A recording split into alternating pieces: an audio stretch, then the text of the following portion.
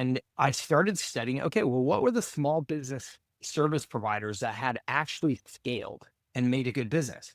And it's all these big companies that we tend to think of as like, oftentimes we tend to think of them as like delivering poor services. As an example, like mobile phone service providers, internet service providers, payroll processing, things like that, where you're like, the service isn't that good. If I ever have any problem with Comcast, it's a pain in the neck to get service, or AT&T, it's a pain in the neck to get service. But Yeah. they're low enough price points that we put up with it. It gives us what we need. We put Yeah, up with it. they Right. are utility. They're Yeah. utilities. We pay them every single month. We have a certain package of benefits. We don't expect that we can call them up and get anything custom.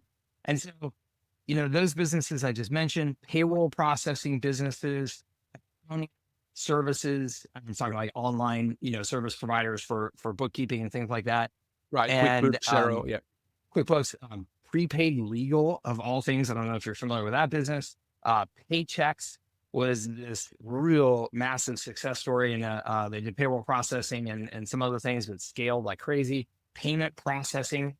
So I studied all those businesses and looked for the commonalities in all of them, and commonalities are the things that you and I, know. It's these very simple service packages. They're very defined. They have strict boundaries. They have low enough price points that you'll sign up, put it on a credit card. You may begrudgingly pay your bill every month, but still, you're paying your bill. You're not going to cancel your service because I'm not going to get rid of my internet. I'm not going to get rid of my mobile phone. I'm not going to get.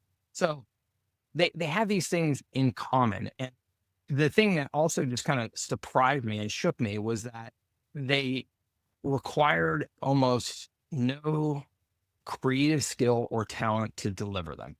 In all of these cases, they had strict processes and were productized, as we say.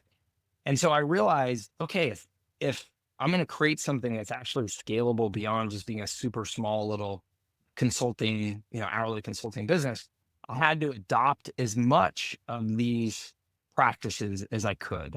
I knew it was going to be hard to adopt all of them because the business that we were doing was still, it was a knowledge intensive business. It required people who had brains Right. about technology. Yeah.